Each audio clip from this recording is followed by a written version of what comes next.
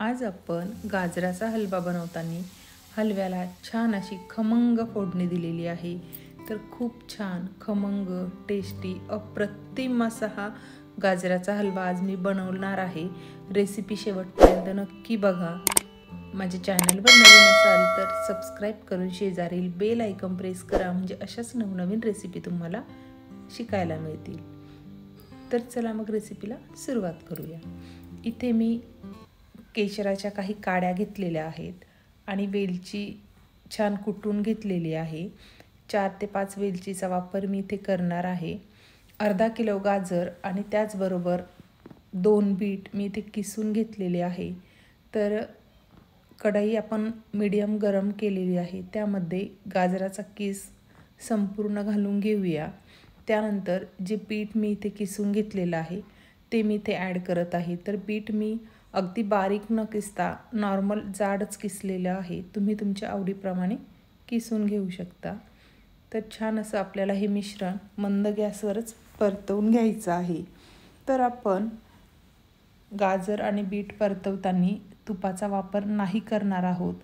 तर थोडीशी प्रोसेस परतण्याची झाली की त्यामध्ये आपण इथे दूध ॲड करणार आहोत।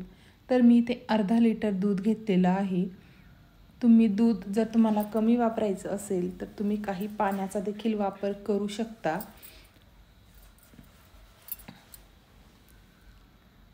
तर हे मिश्रण आपल्याला छान शिजवून घ्यायचं आहे।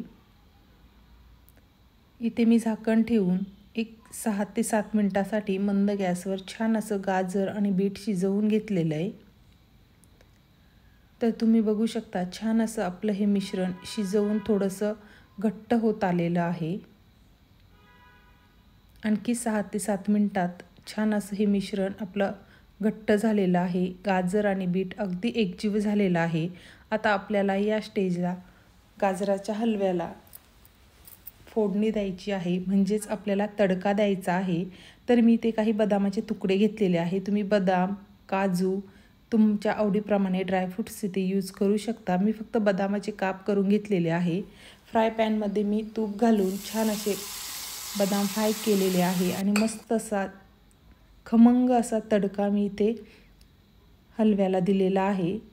छान असं आपलं गाजर आणि बीट एकजीव झालेलं आहे शिजून, आणि त्यामध्ये छान असा ड्रायफ्रूट्सचा मी तडका दिलेला आहे। आणि या स्टेजला आपण आता यामध्ये घालणार आहोत साखर।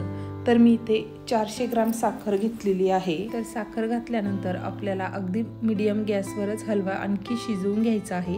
एक 4 ते 5 मिनिटांमध्ये आपला हलवा शिजवून पूर्णपणे रेडी होणार आहे। मंद गॅसवरच आपण झाकण ठेवून एक 6 ते 7 मिनिटं हलवा छान शिजवून दिलेला आहे। तर तुम्ही बघू शकता अगदी मंद गॅसवरच हा हलवा मी इथे बनवलेला आहे।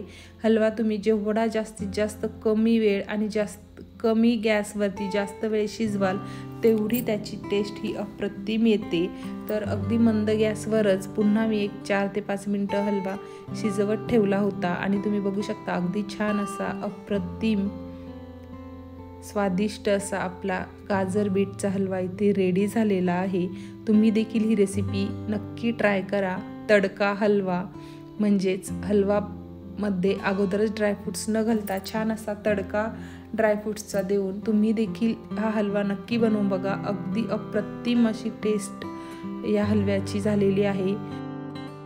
तर रेसिपी तुम्ही देखील नक्की ट्राय करा। रेसिपी आवडली असेल तर जास्तीत जास्त शेअर करा, लाईक करा। माझ्या चॅनलवर तुम्ही नवीन असाल तर अशाच नवनवीन रेसिपी बघण्यासाठी चॅनलला सबस्क्राईब करा। भेटूया पुढच्या रेसिपीमध्ये, तोपर्यंत नमस्कार।